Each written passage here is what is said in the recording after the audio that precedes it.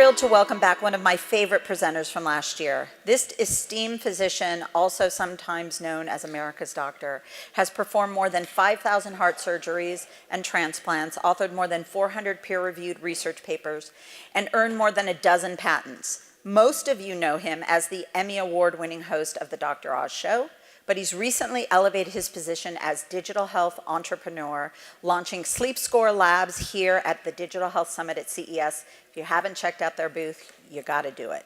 Let's all give him a warm welcome to the stage.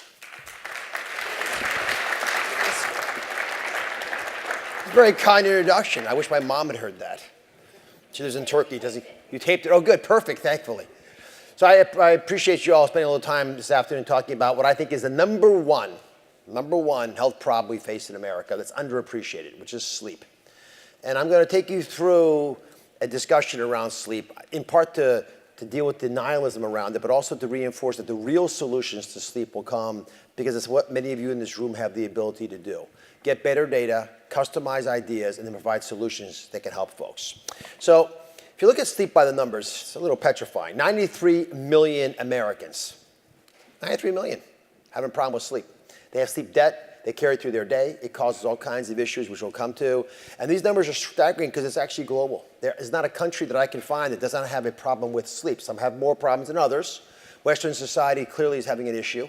But nevertheless, we are, as a species, facing sleep problems. And the numbers of days of lost sleep, this represents that, by the way, is staggering. This is just since I was here last year. That's just the number of days of sleep. 2.5 billion days of lost sleep. It's a big number and has a huge impact on productivity. In fact, the biggest problem in our workforce is not absenteeism, it's presenteeism. When people go to work, but they just don't really show up. And we've all been there. We've been there in our own lives. We've certainly seen it in our colleagues. It hurts medicine, which is, I still operate 1 day a week. You can tell when a resident's been up all night. We've actually had laws, literal laws by states put in place to be able to prevent that from influencing the care of patients. But a lot of that happens because of small things we don't do right. And let me start off at the very, very, very beginning. Evolution. Evolution is really good at weeding out stuff we don't need. We used to have tails. We did. Now we have a coccyx bone, which some of you may have broken. That little bone back there, you can feel it right now, bottom of your back. Right? That little bone is there, it's the remnant. We have an appendix. Right? That used to be a much bigger part of our intestinal system. Evolution didn't need it, we whittled it back. Lots of species similar to ours did not make it. A couple, Homo erectus didn't do so well. Neanderthals still not around. We have a little of their DNA, but they're gone because evolution weeded them out. But guess what? Evolution did not weed out sleep, did it? Why would evolution want you to be vulnerable for 7 to 8 hours a night to get eaten by whatever predator was out there? It did it because it's so vital to our well-being. It allows our brain cells literally to be washed and for that reason almost reset every evening. It does wonderful things for our ability to deal with emotional issues during the day. It has huge impact on recovery from illness. And all that is just the tip of the iceberg. That's why evolution can't let go of it. And yet, for a lot of folks, it's still a badge of honor to not be well slept. We used to call it a sign of weakness if you were well rested in medicine.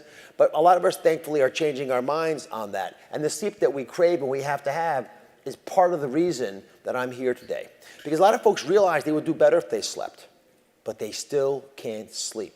Even that concept of falling asleep, which we use in common English, it's actually a misnomer. No one just falls asleep. Falling implies that you do it by accident or it just happens naturally. For most of us, especially as we get older, we actually need to work at sleep a little bit. And so how do you do that? You do it by getting people to talk to you who you respect. And there are more and more influencers out there who are talking about, I had Laird Hamilton and Gabby Reese on the show recently, talking about his husband and wife team, world's best surfer, world's best volleyball player, gold medalist, talking about how they got where they are because of sleep. Gunnar Peterson trains every Hollywood star you've ever heard of. Goes to his studio. He focuses on sleep with all those stars. Serena Williams says that she wins tennis tournaments. And of course, Ariana Huffington, his good friend, has been on the show numerous times, gracing the stage, talking about how she didn't realize what she was leaving on the table by not getting sleep. So people are seeing thought leaders play a more active role, and these influencers are making a difference. Yet, we're struck. Temperature, anxiety, light, sounds, microbiome, nutrition, DNA, all these different things start to cause a problem. And as we age, that's a problem too. until we're left just clamoring for solutions. People don't need to know they've got a problem with sleep. They need to know exactly what that problem is so they can deal with it. And that's really the essence of my discussion today. They're looking for someone who's going to go beyond just saying, you look tired, get some more sleep. Because that's not the solution that will work for most folks. So what do? You got to get to know the consumer. They are as different as you could imagine. And as you get to know the consumer, you start to identify the fact that there's no typical consumer. All these folks you're looking at right now are consumers. Every one of these people has an issue with sleep potentially. But everyone thought you had it figured out by just dealing with them. They were wrong. They were wrong. Because we have to actually get very granular when it comes to managing sleep, which is almost impossible to do until the modern era of internet everywhere. And this meeting is important, and the reason I keep coming every year is because you have technologies that can do things that as a clinician I can't do. And we're going to hear in a little bit from folks in all the major sectors involved in that sleep ecosystem who are going to all echo the same thing. We need data to drive the right decisions. Otherwise, when you shotgun it, which is what I still do on my show, hey, you want to sleep, develop sleep hygiene. I want you to, half an hour before bed, start doing these things. Well, you know what? That's really, really effective for folks who have trouble falling asleep. Not so good for the people who wake up in the middle of the night or folks who wake up at 4 in the morning and can't get back asleep again. And some of you are probably in those latter categories. So we've got to start to figure out how we can help. So let's think about this. Because no two sleepers are the same, you start to look at examples, like melatonin. Is melatonin good for sleep or not? It depends. Person on the left has insufficient natural release of melatonin. For them, it's a big boom. Or maybe they're jet lagged. It'll work for them. Person on the right has plenty of melatonin naturally produced in their body. If you give someone who has a normal amount of melatonin, you actually hinder the sleep cycle. Because melatonin is not a sleeping pill, it's a circadian rhythm pill. Helps you figure out what time of the day it is. So your body can't deal with too much of it, which is why much of the dosing, Michael Bruce is in the audience, one of the foremost leading experts in the area, has taught me that you need very, very low doses of this, and that's only for the people who need it. So how do we do better? We get smarter.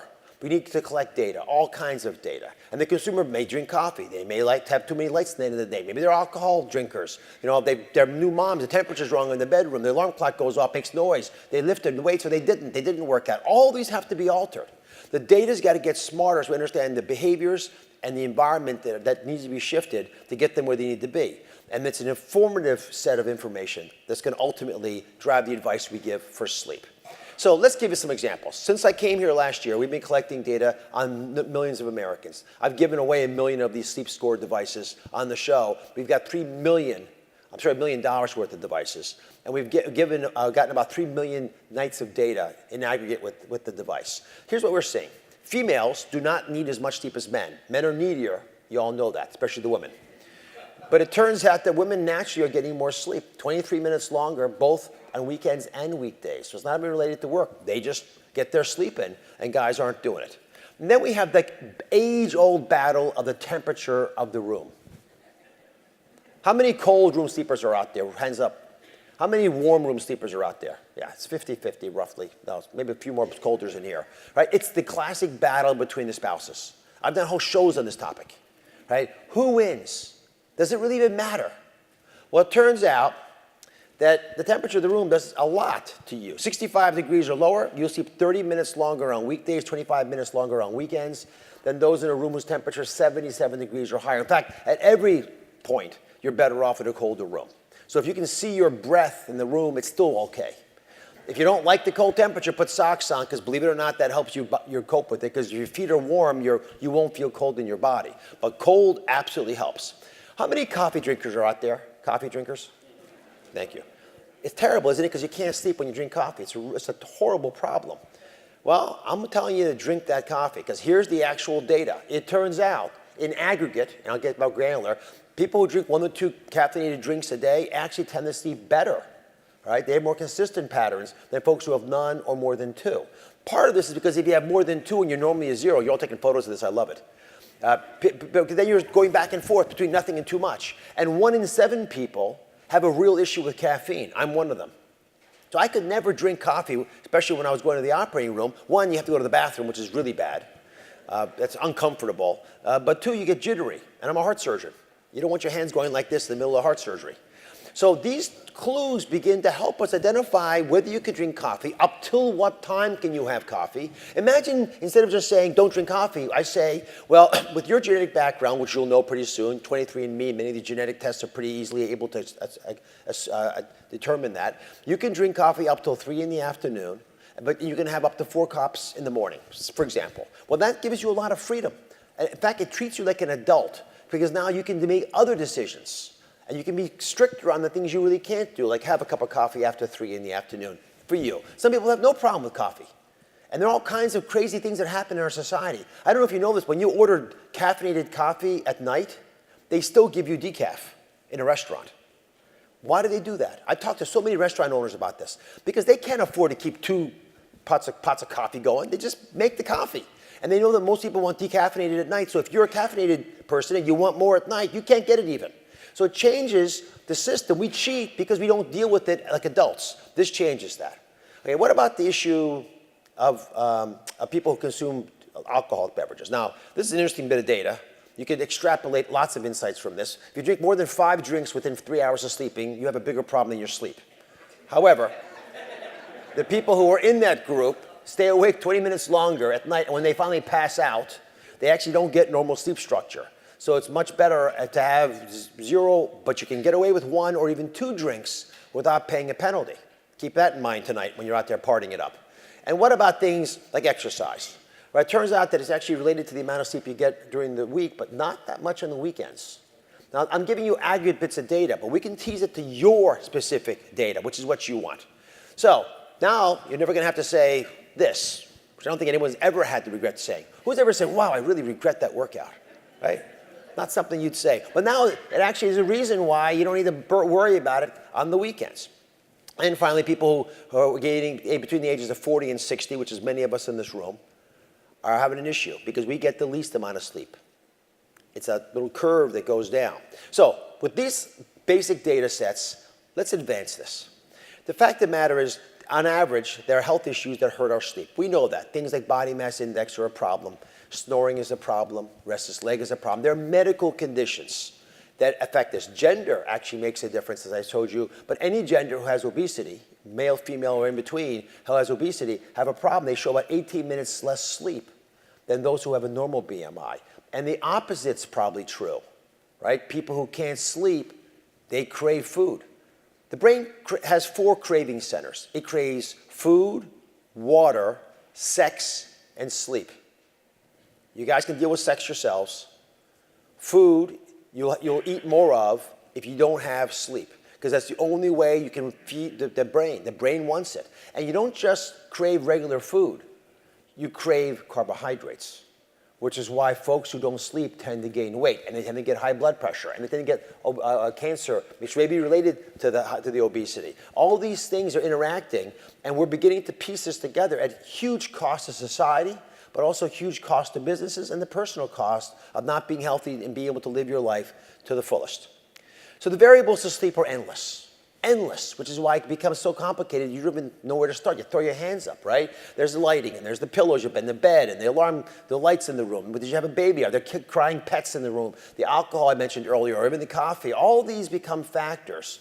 So you just can't give a pill. In fact, ironically, with the sleep score data set, we can begin to tease out realities like how effective actually are sleeping pills. There's a single-digit benefit, 8 to 9 minutes on average, of improved sleep quantity when you take a sleeping pill, on average. So for some people, you get a benefit from a sleeping pill. For a lot of people, it's de minimis. And when you're on it for chronic periods of time, that benefit seems to lag even further. Most of the sleeping pills were designed to be used for weeks or just episodically for short periods of time, not for the months and months that many folks are right now wondering to themselves what they're doing to themselves. And that's the reality of actually having the data to know what really happens. So you see all that, and you begin to bring all that back home to you, then you start to get more personal.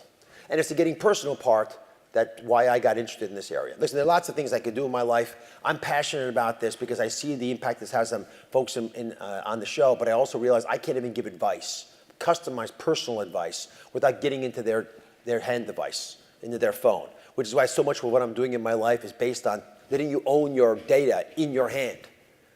That's what we focused on up and down over and over again. And we can get personal looking at some of these things. And here's an example, right? There are specific things that we can begin to impact on. Significant advances. So the sleep score device helps you with poor overall quality, but also home sleep diagnosis. Ambient noise might affect you, tossing and turning by the person next to you, your genetic profile.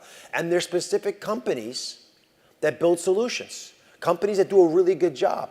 And then there's some companies who aren't quite doing as good a job. And you want to grade them. And you want to help customers figure out which is the right company for me. If I realize I want to do cognitive behavioral therapy, which turns out to be really powerful, which of the companies do I use? If I realize a mattress makes a difference, and it actually does, which company is the best one for me? So we have Swanwick, who's making these glasses that phase out the blue light late at night, because if you want to read your screen or watch television late at night, that turns off your melatonin. Got to sleep. Sleepio is a cognitive behavioral therapy. Better Night, I can go down this whole list. LSG Good Night is a bulb that only uses, even though it looks white, it only uses a color span that is away from blue. So you get the benefit of brightness, but you don't get the melatonin being turned off. Smart Nora is a contact-free technology. It's in your pillow. It helps you make subtle adjustments so you get woken up before you wake up the people in your home as soon as you start snoring. Soundly is a science-based gaming app that helps strengthen your upper airway. Ooh! As you practice these, you actually get to change if that's your problem. If that's not your problem, you don't want to sound like a nightingale all night long. And then you've got, actually speaking of nightingale, sound and noise canceling technologies, which again, for some people is a big issue, and you should own that, not the person who's suffering because of the noise you're making all night long. Better Night is a telemedicine sleep diagnostic service, does a fantastic job if you need it. If your sleep score device says you may have sleep apnea, you want a real doctor looking at that. You don't want to guess. But if you're not having that problem, why would you bother spending the money talking to a doctor when that's not going to really solve your problem? And then you have Exploragen Slumber Type, which looks at DNA to help figure out and offer some insights about genetically what your predisposition is. All of these become opportunities. All of these become unique tools that can be beneficial to you now that you know, now that we have a way of keeping score. And what I really love about this whole space is we can take technology that used to basically only be available in a sleep lab in a hospital, in a basement. How many of you have had a sleep study, by the way? Hands up, please. Oh, they're all in the front, notice, by the way. Right? 5 of you. I mean, it's the worst experience for a lot of patients because they've got to go to a cold, barren place. You're in sheets. They wire you all up. It's life-changing because a doctor who knows the space can examine you and data and drive decisions. But interestingly, it becomes a big problem because people don't want to do it. And now we have technologies like Sleep Score that are able to get data. I think that's the closest we can get to getting you into a hospital, but you're doing it at home. So it's practical. It's the kind of stuff you actually want because you actually are in a place where you're not sleeping. So is it your dog making the noise? Which was, by the way, that was a problem that I had a few months ago. We had a puppy. I was completely unaware the dog was barking. She wanted to come up and play with us. She was yelping. And I was sleeping right through it. But my sleep pattern was disrupted. And I was feeling completely exhausted in the morning, which shows up on television really readily. People were complaining about how tired I looked. And I couldn't figure it out. Again, I was able to look at my hypnogram, my sleep assay, and be able to figure it out. It changes everything. So here's the deal. You got personalization, and you've got data. And we've got to marry them. And you have to use that data to build better solutions. That's the real opportunity that I see here. So as you begin to combine these, and they begin to merge, those Venn diagrams overlap. And that's where we want to live. Yes, some people are going to go on doing it the best they can. Other folks can't interpret it, can't figure it out, don't want to get bothered. But for the people who care about their sleep, this is going to be a godsend. And sleep is unique to everyone. And for that reason, you have to customize it. Now, the data we gather with Sleep Score Max serves 3 important purposes. 3. I'm going to summarize them for you. First off, it is the most accurate sleep monitoring system that's out there, and it measures each stage of a person's sleep and can tell us lots of other things about what's happening with you as well. So step 1, it evaluates each stage of your sleep every 30 seconds, so it knows exactly where you are. Secondly, it's based on data, including customized data that we can use to help you. And it's there if you need it. If not, it doesn't bother you. But the quality of the data is unparalleled. And if you need it, you should be using it. And finally, you want something that's going to allow you to have a product that others that might work for you be recommended to you. So if you're developing solutions, come talk to us. Because we want to understand how your solution can play into this ecosystem. Because as the ecosystem grows, because ultimately that's what we're trying to do, we'll begin to learn that people can build out not just a number. This is my this is aspirational number. I don't get 98s. The scale was 0 to 100. But I had a 91 last night. And so if I can get a 91, I don't need anything. If I'm doing a 71, which the average in America is 67, then I'm going to want some help. I want to know who to go to. And I want to know who are the other people who are in their 50s, white guy, with, married, what are their solutions? Because I want to copy what they're doing because that's sort of like me. But if I'm an African-American 25-year-old woman, that's not the solution that she probably wants to take, unless she happens to be more similar to me than I can imagine. And these are the beauties of actually having data-driven diagnosis. So with personalized data, we're educating folks about their sleep. We get lots of information. We get recommendations to them, and we give product services to them. And we address the ecosystem that's surrounding them, the problems that they face and the ones that they want to solve. And you know what? We don't just stop at providing solutions. We constantly check that the products work, which for me is really important. Because we put $30 million so far into the process, which is a lot of money. 5 years of sleep lab comparison monitoring. So we've got a ton of data to validate that what I'm saying is true. And we've got 3 million nights of data so far that I mentioned that continues to grow asymptotically or accelerated pattern. So it's something that I'm excited about, that I know that together with you we can build a better solution. Because if we can do that, the choice is pretty simple. You've got the best answers, and we do it together. If you join us, we can make the world sleep better, which has a huge benefit because this is a productivity loss in the United States just since I started speaking that's related to sleep. And I will leave this up on the sleepscore.com website. Again, in the 20 minutes I've been talking, this is how much money our country has lost productivity because people didn't sleep well last night. $25 million. And it'll grow, and it'll grow, and it'll grow. And I'm holding hope that all of us will be accountable to making sure that number changes next time around. So with that in mind, I want to invite the panelists to come join me. We created a panel that I'm very excited about because they represent each of the verticals that you need to build a solution to any health problem. First off, Colin Lawler is going to come up. He's the CEO of SleepScore Labs. He's the technology guru who spent a lot of time studying data, and he's the one who's allowing that data to be used by a lot of colleagues to drive better quality of sleep. Nathaniel Watson is professor of neurology at University of Washington. He's a past president of the American Academy of Sleep Docs, again, an icon in the field. And we want a doctor who specializes in sleep. I want to get his clinical impressions and share them with you. Peter Hames, co-founder and CEO of Big Health, which is the CPO, which is the cognitive behavioral therapy company that I mentioned earlier. But again, an example of a solution that can be catered to this. And Laura Albert is the CEO of Williams-Sonoma, known for all kinds of things in the sleep space, but has made it an unparalleled investment in technology and how it can affect sleep. So thank you all for being here. I've got some very hard questions to ask you, almost awkwardly difficult. This will be taped. Remember, everything you say will be used against you. So, Laura, products and technology. I mean, when I think of Williams-Sonoma, I think of comfort. I think of beautiful beds, nice designs. But you've made a big decision to make technology a part of what you're offering your customers. Why is that? We cover a wide range of home products, and we have everything from kitchenware to home furnishings. And we think everything in your home should be beautiful and functional. And we also believe that your home should be your sanctuary, and that is the one thing you can control. You can control what your bed is like, what mattress you're sleeping on, and how that affects your sleep, I think, is a big deal. So we're using technology like our relationship with SleepScore Max to help you understand those variables and how they impact your sleep so you can sleep better. So let's speak about luxury, if you don't mind. And I'm curious about how you see it. The Williams-Sonoma home of the future, what does technology do in there? Does it tell you what to put where? How do you marry that into the luxurious, aspirational aspect of what you promised your customers? I think first and foremost, your home should bring you joy. You want to be rested. Your health makes a big difference in how you feel. We know that when you learn to cook yourself and when kids learn to cook, they eat better. We see the joy on people's faces when we redecorate. And we're going to continue to use technology to both enhance that experience and also there are some specific solutions like we just saw out here at the conference that we hadn't even thought of that we were talking about earlier, how we can bring into Williams-Sonoma and potentially add a design layer too that people haven't thought of yet. I like that you're hunting for solutions. Nick, you're the sleep doctor expert on the stage. There's several in the audience. But I'm very appreciative you're here because you're an iconic leader in the field. And if you could speak to us a bit about how consumer technology is affecting your specialty, good and bad? Yeah, Dr. Oz, I would say that, the alarm clock was the first bit of technology in the bedroom, and you could argue up until this moment it was downhill for a long time as far as technology.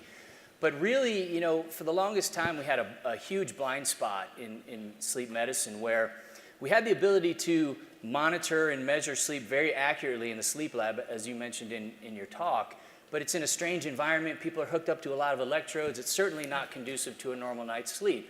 And then on the other hand, you have questionnaire-based information that we know is fraught with inaccuracy and bias. And so it was almost like we were assessing sleep as if we were looking for our lost keys just under the streetlight. And these consumer sleep technologies are really just shining a light, all over the place. And the way that they're doing it is in a couple of very key areas. So one is, if you measure sleep for one night, it doesn't give us an accurate representation of what your sleep life and sleep health is like. I mean, I dare say if we measured everyone's, sleep tonight, it's not going to accurately represent what your sleep is like at home. But these devices can measure it over long periods of time, so days, weeks, months, even years, so you get a very accurate picture of your sleep over that time. The other element is it's more ecologically valid because it's measuring sleep in your home environment. And so it's going to give us an accurate picture. And not only that, some of these devices actually can measure the environment itself, as we've heard, temperature, noise, things like that. So really, these devices are putting in the hands of the average person the ability to monitor their sleep. And so now they have the power and the ability to change their behavior or to monitor their behavior around sleep and see what impact it has on their sleep. And as you mentioned earlier, everybody's unique. The things that I might need to change to sleep better might not be the same as Laura. But now I can discover that. I can make that change. I can see the positive impact that's having on my sleep. And in turn, I hopefully make that a healthy habit for a lifetime. Building off that, Colin, you dedicated your life to collecting data in an accurate way. And he's the most meticulous guy about this stuff. He just leaves no stone unturned to make sure that you can stand proudly by the fact that the data is most accurate out there. How do you begin to use that to build this ecosystem that I was describing? They allow companies to grade themselves and understand which of their products work better than which other ones or for which specific groups. Because I don't even think it's a good versus bad product. It's the right product for you. Right. Well, it starts with just what you've said. We've got to have an accurate measure. If you think about your financial well-being. Everybody, or most people who need to borrow money or get a mortgage or get a loan, they understand their FICO score. So you've got to start with a pretty accurate picture of your finance, and you understand what you need to do about that. So that's a slightly simplistic example, but when we move into the sleep world, about half the population wants to do something to improve their sleep, and currently they spend about $60 billion on what I describe as lotions, potions, mattresses, pillows, sticky things for my nose, sprays for my throat, smelly things, blah, blah, blah. And as you rightly say, some of them work and some of them don't work, and some of them work for some people but not for everybody. So this one area, which is a critical part of our lives, and which can make a huge difference to how I feel and how I perform and my long-term health, it's been bereft of really objective data. So what we set out to do was to measure it. Let's measure everything. And we've been measuring everything for the last 3 years. We've been measuring your sleep, my sleep, and 30+ thousand other people's. And Laura's sleep. Yes, right. Laura's a great story about her sleep. A great story. We've been measuring your sleep, but we've also been measuring your room environment, your lifestyle, and all of the products, the mattress you use, the pillow you use, and everything else you use that influences your sleep so that we can get some actual data.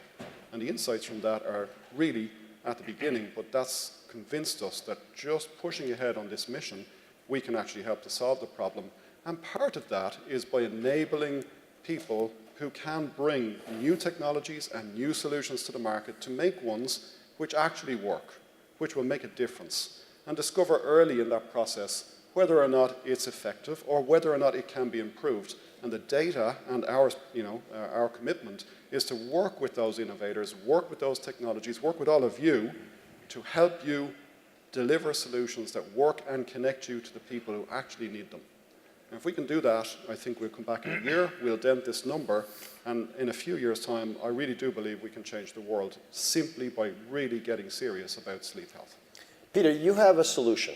So you're the kind of company that would take sleep score data and say, okay, measure me, grade me. I'm going to figure out who I really work for. And if you don't mind, give everyone a couple seconds on what you do, but more importantly, how do you keep customers engaged? Because your solution, which is one of the best ones out there, the category, cognitive behavioral therapy, takes work. People just can't take a pill. They got to work at it. Absolutely. So the core of it has to be evidence-based solutions that work. And the core, as you've already said, of what we do is take these non-drug therapies like cognitive behavioral therapy, traditionally delivered by a human therapist, and automate them, thereby making them accessible to the millions of people that we've been talking about needing that help. But the second part is that it has to be delivered in a way that doesn't feel like medicine. And so for us, the first important part of that is to make it feel human. And so our program, although very evidence-based, 24 peer-reviewed clinical papers, is presented by your virtual animated sleep expert, the prof, and his narcoleptic dog Pavlov, right, who lead you through this program. Right. And so humanizing it and making it feel like something that you want to engage in is step one. The most important thing is to make it easy, right? And for me, this is where innovations such as the Max come into play, where by making the data collection passive, it just reduces a whole layer of friction that would prevent, as you say, the challenges that many people find with traditional CBT. Laura, paint a picture for me of how this is going to evolve over time. When I walk into a Williams-Sonoma store in a couple of years, or walk into a bedroom that you've helped furnish with that luxurious way that you normally do, what's it going to look like? What's it going to feel like? It's interesting. I think we talked earlier about how we're all different. And I know that personally, I prefer to sleep in white sheets. The mattress really matters to me. Other people are very light sensitive. Mm-hmm. And so I think it's about, we try to match your preferences with our product and respect people's individuality. And I think that we can better help people enjoy their life at home, be healthier, by giving them specific solutions to whether it's their kitchen, their bedroom, their workspace. And I think air in the home is very important. I think sleep is very important, obviously, and what you eat. And you can see at this conference the tremendous interest that people have in understanding how to optimize their performance, their human performance. And as we all get older and will live longer, this becomes much more important. And so how do we get involved? I mean, I think we bring great design to products that maybe that wasn't the first thing you thought of. And how do you make something that's very technical look very comfortable is something that we do well. So I can imagine us bringing a lot of the technology to the home and have it be invisible to the customer, but effortless for them to understand. So you mentioned before we walked out that you always you embrace the fact that when we cook our own food, we make it healthier, which happens to be true, by the way, because you actually see how much salt and butter and cream you're adding into it, and you figure out it tastes good enough without all that stuff. With Robin, how does that work? How do you do sleep by yourself so you begin to micromanage yourself and notice subtleties? How do you even collect that data? I know that you give everyone a sleep score device now when they buy a Robin, but how do you use that to begin to inform your designers and your scientists? So, I mean, I think that by looking at the data every day, you start to understand what affects you. What makes a difference to you, and whether you can be your own. You can decide yourself whether the mattress matters. The mattress does matter, and you can, if you sleep. I believe that the Robin mattress is really superior because it's the one that we currently launched. It's a spring mattress, which gives a lot of support. So it doesn't just have an edge support system. It's fully supported all the way through, and I've been sleeping on it since I got my machine, and I have to tell you, my scores have gone up tremendously. Now, is it just that? It's also because I'm watching what else I'm doing and the impact of stress from my job and my 3 kids. And what can I change? I can change the sheets. I can change the mattress and make them better, and that has made a huge difference. Now, Colin gave you a sleep score device. Did you give him a mattress? Yes, actually she did. Oh, you did? Yes. I got nothing. Several. I got neither. I I got a cash mattress. for a mattress. I didn't get a mattress. We'll send you one. We've been working on this for a long, long time, and we started that journey together because we tested it, and we got some objective data on it. And there's a lot of great mattresses out there. I mean, we know that, and I think that the last thing you want to do is sleep on a bad mattress. Yeah. There's no excuse. I mean, you spend so much time asleep. Yeah. You spend a lot less time doing other things. And so you have to make the investment. And you're hearing this from so many great mattress companies now, and we have evidence from the work we've done that our mattress makes a difference. I've been extrapolating. People spend away. I was walking around the conference earlier, and you probably all noticed all the fantastic systems that are out there for your car, which again is an hour or two a day. Yeah. And I love my car, and I treasure that they're doing that. But I would never skimp on my sleep. And so if I'm spending it for my car, I definitely would want to spend that on my sleep as well. Well, Nate, what are the biggest misperceptions? You see about 20 patients a week, right? So people coming into you see the toughest of the tough. Yeah. What are their biggest misperceptions, and what percentage, objectively, you think are benefiting materially from seeing you? I'm trying to get at the nihilism issue. Well, How much can you help? Yeah, I mean, people, somehow there's this perception in our society that sleep is non-compulsory, that it doesn't do anything for you, it's for lazy people, that kind of perspective. And it's to the point where the CDC considers sleep deprivation a public health epidemic.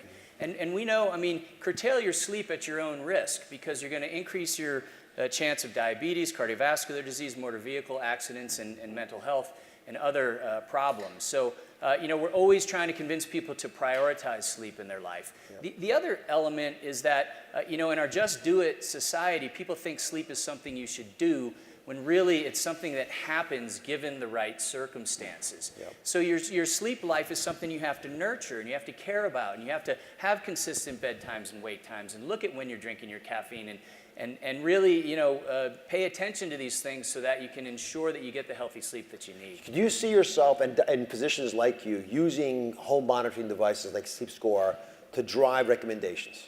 Is the field, you were the head of the entire society. Yeah. Is that where sleep medicine is today?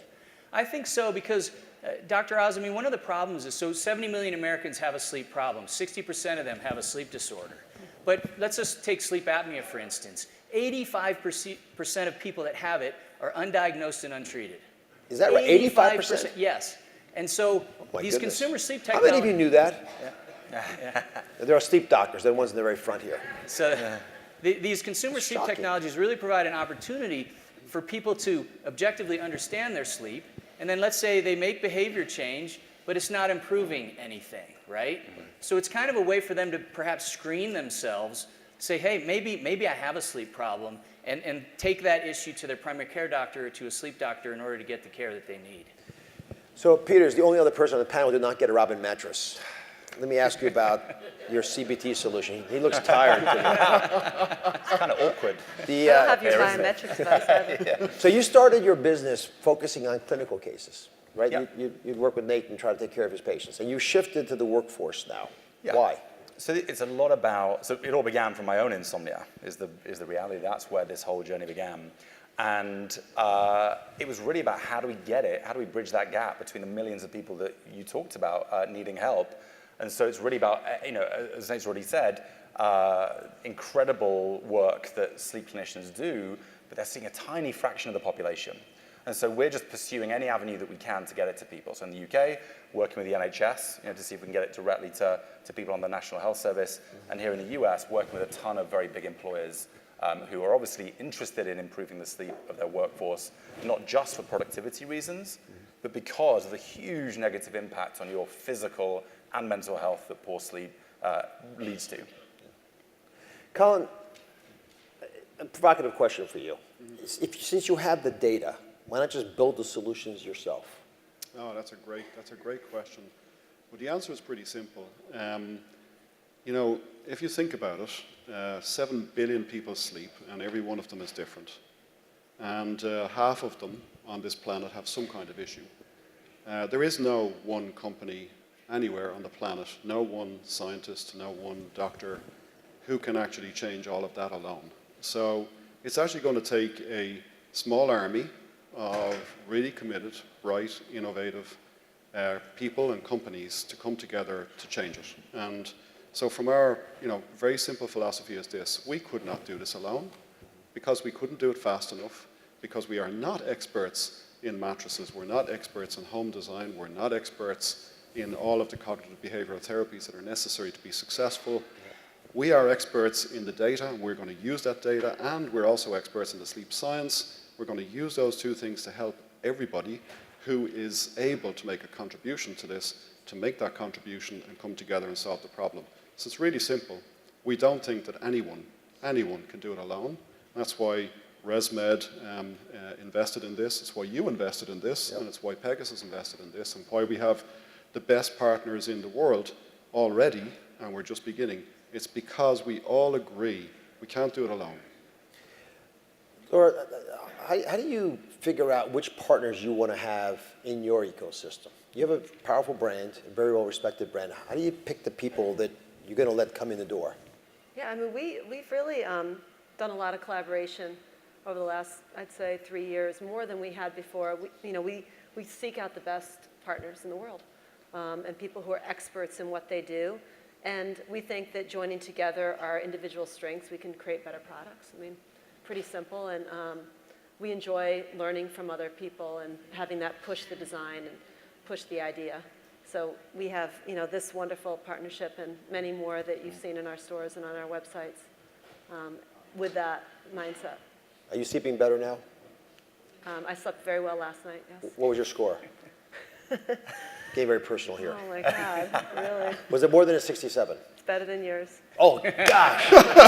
She's so competitive. So I want to thank you all for being on the panel today. It was wonderful, riveting as always. Notice, by the way, they're exactly at the time. Exactly at the time. We're 19 and a half minutes, so you're very proud of us. I didn't see a little graphic image over there, but I'm going to go get a picture with us all together. I have, for my last 20 seconds that I have with you, I'm going to do the favor, if I can turn the lights down, I'm going to get a picture with the panel with the entire audience. Is that okay with you guys?